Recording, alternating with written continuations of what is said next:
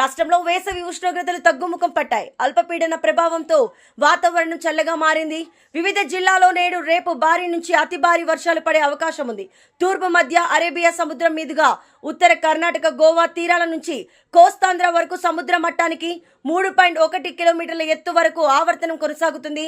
AP విపత్తుల నిర్వహణ సంస్థ మేనేజింగ్ డైరెక్టర్ రోనంకి కుర్మనాథ్ బుధవారం ఒక ప్రకటనలో తెలిపారు.